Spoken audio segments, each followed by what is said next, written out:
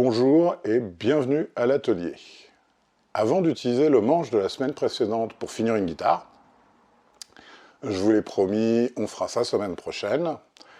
Moi je suis allé voir la présentation de la saison 3 de la chaîne de mon ami Nico Volox. Longue vie à la DVC et à son grand timonier. Et il indique qu'il va commencer une série sur l'outillage minimum pour fabriquer une guitare électrique. À propos d'ailleurs, Nico, c'est du 3XL.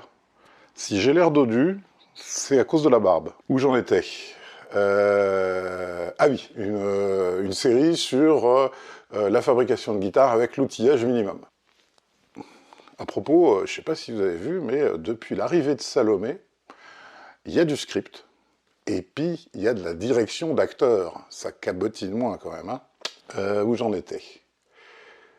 Ah oui, la série sur la fabrication d'une guitare avec l'outillage minimum. Il m'a semblé utile, moi, comme j'avais fait un spécial abrasif, de vous faire un petit spécial outillage.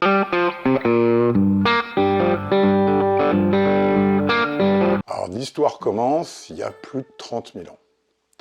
Après avoir buté un ours, le Cro-Magnon moyen ramène la peau à son épouse légitime. Enfin bon, épouse légitime, il l'avait kidnappée et traînée par les cheveux dans sa caverne. Hein. Du fait de cette remarque un petit peu déplacée, je dois tout de suite préciser quelque chose. Avis aux adolescentes boutonneuses et autres Abigail Williams de Salem, qui hantent TikTok, chantres de la cancel culture, maquillés comme des voitures volées pour cacher leur acné, n'hésitez surtout pas à me canceler, ça me fera des vues. Fin de l'aparté. J'en étais où? Ah, j'ai du mal aujourd'hui quand même. Je passe mon temps à digresser. À propos de digresser, je vous ai dit que c'était juste du 3XL. Hein. Ouais, je vous l'ai dit. Donc, il fourgue la peau de l'ours à sa femme, en lui filant en plus le silex taillé qui lui servait de hache, et il veut qu'elle nettoie la peau pour lui confectionner un petit slip en fourrure tout à fait digne des rayons vêtements dans les sex shops. Et la pauvre, elle en bave comme tout, elle s'entaille la main, elle fait des trous dans la fourrure, enfin c'est une horreur. Mais comme elle est intelligente, elle va voir le tailleur de pierre, et elle lui dit, voilà, faudrait me fabriquer un grattoir. Elle a fort intelligemment conçu un outil pour une fonction. Et la fonction, ce sera notre premier chapitre.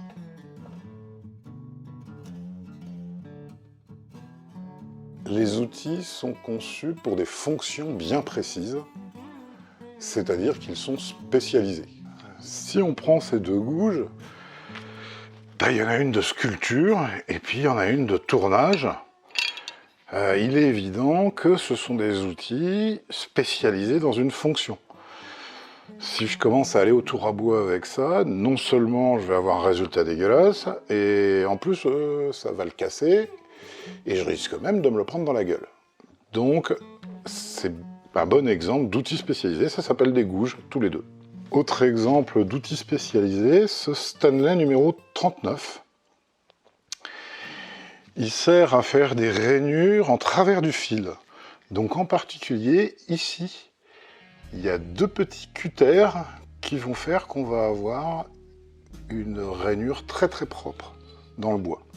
C'est vraiment un outil dont on ne peut pas se servir pour faire du rabotage dans le sens du fil. Hein.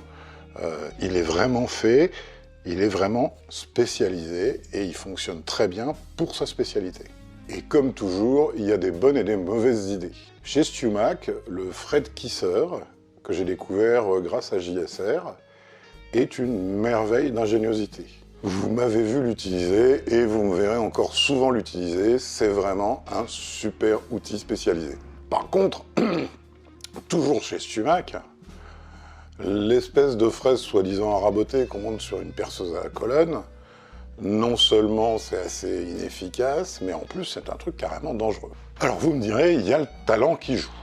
En fait, l'objectif de l'outil adapté à la fonction, ça permet à des gens comme moi, qui n'ont pas le moindre talent, d'arriver à un résultat plus qu'acceptable, voire parfois assez sympathique. Bien sûr, je suis sûr que quelqu'un comme Jean-Michel Boissry, après une vie d'ébéniste, vous filer une pince et un maillet, et il arrive à vous rentrer parfaitement une vis dans un bout de bois. Mais bon, il a été ébéniste toute sa vie. Par contre aussi, Jean-Michel, quand il fait des boutons de potard en bois sur son tour à métaux, bah ça doit pas être très rigolo. Moi, sans beaucoup de formation, je le fais au tour à bois en quelques minutes. À nouveau, on a affaire à des outils spécialisés. Le chapitre 2, c'est la qualité de ces outils.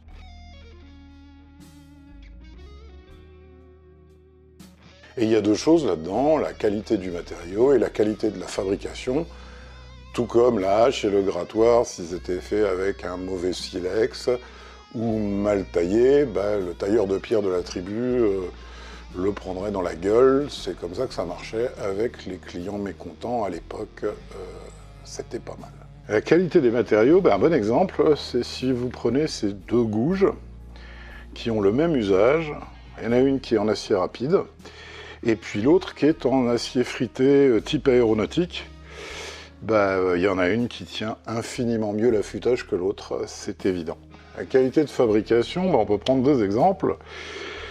Ce truc chinois là, la sole a été visiblement rectifiée avec un caillou à la main. Hein. Vous me direz, oui, mais après tout, il suffit de soi-même, avec du papier de ponçage, reponcer sur un marbre pour avoir une sole impeccable. Je suis d'accord, il faut aussi tout changer le mécanisme, parce qu'il file ça avec une lame de 2 mm, et bien entendu, la lame, vu la taille de l'objet, elle vibre et elle fait un état de surface dégueulasse. En face, il y a un Lee Nielsen, qui lui est absolument magnifique, sorti d'usine, quoi. Donc, fabrication de très grande qualité. Il y en a un qui est plus cher que l'autre, je vous laisse deviner lequel. En matière de qualité de fabrication, la marque joue pas non plus. Ça, c'est un Stanley. Franchement, il n'est pas très agréable à utiliser par rapport à ce petit bijou que j'utilise très souvent. Le petit rabot de luthier. Chapitre 3, la beauté.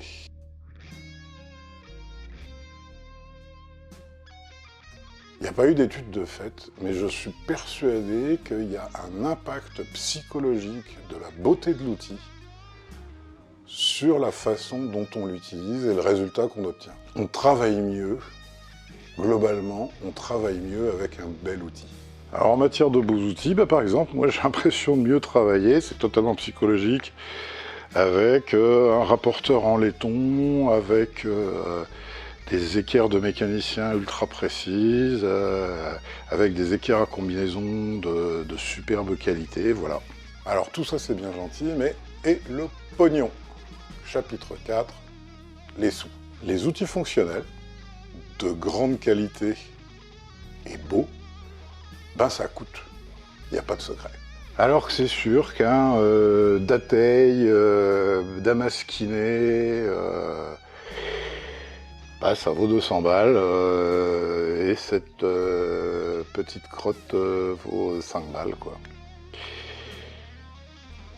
Mais ça, je le garderai. Celui-là, la première fois où j'ai besoin, par exemple, d'une forme un peu particulière, je le massacrerai au touret sans aucun scrupule. Moi, pour les outils spécialisés pour guitare, que j'avais pas, j'ai pris mon mal en patience et j'ai préféré étaler les achats sur un an et petit à petit acquérir des outils de qualité. Évidemment, ça a duré un an, parce que ça coûte. Mais faut pas non plus rêver.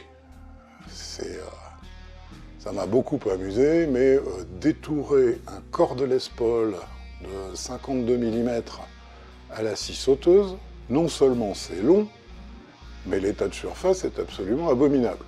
Quand on y arrive. La scie sauteuse n'est pas faite pour détourer des corps de guitare, je suis désolé. Alors, c'est quoi les alternatives? Les alternatives, il y a le do-it-yourself, c'est vous fabriquez vous-même vos outils. Mais il faut, pour être outilleur, il faut un vrai talent, comme Roland Peu, Notre Belle Province, ou Yves Muller. bah, ce sont des gens qui raisonnent ingénierie, avec une mention spéciale pour Roland, qui en plus fabrique des très belles choses. Désolé Yves, ton scrapper pour binding, il est super efficace, par contre il n'est pas très beau, faut reconnaître. Deuxième option, les brocantes. On trouve encore dans les brocantes, en particulier les brocantes de village, ce qu'on appelle les vide-greniers, des outils, et ce sont des outils qui ont été fabriqués il y a longtemps, avant l'arrivée des grandes surfaces de bricolage, la vente le moins cher possible au plus grand nombre, qui nous a amené les chinoiseries en particulier. Donc dans ces vide-greniers, il faut être à l'affût, on trouve parfois des anciens outils de menuisier, d'ébénistes, et c'est vraiment pas cher. Après, bien sûr, évidemment, là, il y a du travail, il faut les restaurer. Moi, j'ai trouvé comme ça un certain nombre de rabots que je vous montre tout de suite. Alors, j'ai trouvé chez les antiquaires et les brocantes, et c'est très vrai pour les rabots métalliques qui, évidemment, prennent la rouille, ce Spire du milieu du 19e siècle, qui est un outil absolument superbe. Il pèse un âne, mais alors on obtient de la micro-feuille à cigarette. J'avais aussi... Celui-là, c'est pareil, j'en suis très fier parce qu'il reste encore des petites piqûres, mais bon, c'était un monceau de rouille. Et donc, il y a moyen de se faire un Stanley très sympa. Et j'ai eu la chance, une fois, de trouver chez un antiquaire un bouvet qui permet de faire des rainures, en fait. Il faut vérifier, si vous trouvez un bouvet comme ça, qu'il y a aussi tous les jeux de lames, parce qu'en fait, la largeur de la rainure, il y a toute une série de lames plus ou moins larges, ce qui permet de faire différentes rainures. Alors, par rapport à l'aspect budget, puisqu'on est bien en train de parler d'outils assez chers, je vais me permettre de vous donner quelques conseils. Le premier conseil, facile à suivre, hériter. Je l'ai déjà dit dans la présentation de la chaîne, je crois, moi, on travaille le bois dans ma famille depuis qu'on a eu un contrat pour fabriquer une arche pour un alcoolo qui s'appelait Noé. Donc il y a un paquet d'outils dans cet atelier qui viennent de mon arrière-grand-père, de mon grand-père, de mon père, etc. Bon, je ne veux pas non plus vous forcer à hériter, on est d'accord. Deuxième petit conseil, oui, n'achetez pas d'électroportatif d'occasion. C'est jamais une bonne affaire. Troisième conseil, allez faire un stage chez Nico, comme ça vous pourrez faire votre liste de courses de ce dont vous aurez besoin à la maison, in vivo, comme on dit.